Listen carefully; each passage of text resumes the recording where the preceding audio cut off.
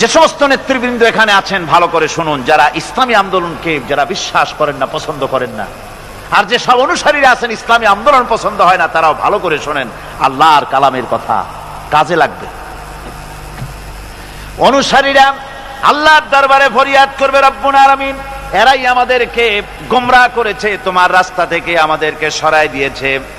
হে আমাদের রব, রব্বানা আতিহিম দিফাইন মিনাল আযাবি ওয়ালআনহুম লানান কাবীরা। আয় আল্লাহ, আমাদের যে শাস্তি হবে তার থেকে ডাবল আযাব এই নেতাগুলির দাও, আর তোমার কঠিন লানত এদের উপরে করো। এরা আমাদেরকে গোমরাহ করেছে, তোমার রাস্তায় চলতে দেয় নাই।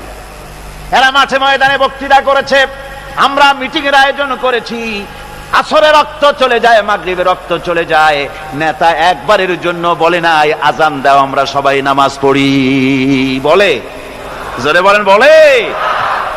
ও অনুসারী ভাইরা ভালো করে শোনো, ওই নেতা নামাজের জন্য বলে না, চরিত্র তৈরি করার জন্য বলে না, মা বাপের খেদমতের জন্য বলে না, বরং হাতে অস্ত্র তুলে দেয় শিক্ষকদের জনমের মতো শিখাইবার জন্য। সমস্ত কলেজ ইউনিভার্সিটিগুলি সব এখন মিনি ক্যান্টনমেন্ট। ইউনিভার্সিটি সহ প্রায় 180টার মতো শিক্ষাঙ্গন, শিক্ষা প্রতিষ্ঠান সন্ত্রাসের কারণে বন্ধ। একটা একটা করে একটু একটু খুলতেছে, সব সন্ত্রাসের কারণে। আর এই সন্ত্রাস কারা করছে? কারা অস্ত্র দিতেছে?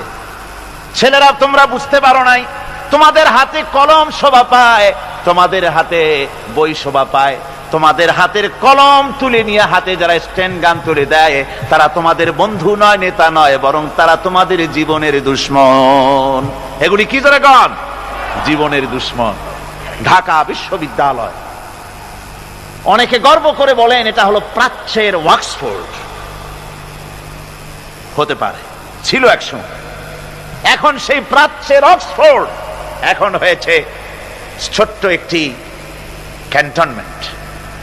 ওই ইউনিভার্সিটির সামনে দিয়া লোকেরা যাতায়াত করতো, আগে আনন্দে বুক ফুলে উঠতো, আমার শ্রেষ্ঠ বিদ্যাপীঠ, এখানেই আমার লেখাপড়া হয়, কত ছেলে এখান থেকে প্রেসিডেন্ট হয়, প্রধানমন্ত্রী হয়, কত কিছু হয়।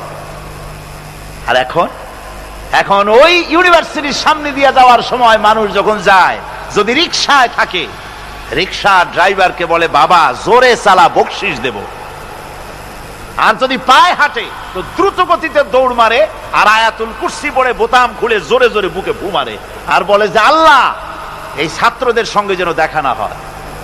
আমার ভাইজান আল্লামা হযরত মাওলানা সৈয়দ কামালউদ্দিন জাফরি মাদ্দাজিল্লাহুল আলী আমাকে বলছিলেন যে আসলে কোরআনের আয়াত দিয়ে আমাকে বলছিলেন যে ঢাকা বিশ্ববিদ্যালয় এর চতুর্দিকে একটা বড় প্রাচীর তৈরি করা উচিত, যেমন ইয়াজুজ মাজুজের জন্য প্রাচীর তৈরি করা হয়েছিল। কোরআন শরীফে আছে। ইয়াজুজ মাজুজের জ্বালায় যখন এলাকার লোক টিকতে পারে না, তখন জনগণ বলেছিল ইয়া যাল কারনাইন, আমরা আপনাকে সাহায্য করব, খরচ দেব, সরকারি খরচ আর আমাদের খরচ নিয়ে একটা প্রাচীর করে দেন যে ইয়াজুজ মাজুজরা যেন বাইরে যেতে না পারে। আজকে অবস্থা কি হয়েছে? পুলিশ পর্যন্ত হয়রান, ওদের মার দেখা পুলিশ বাবারে মা কই দৌড় দেয় আর একদিকে।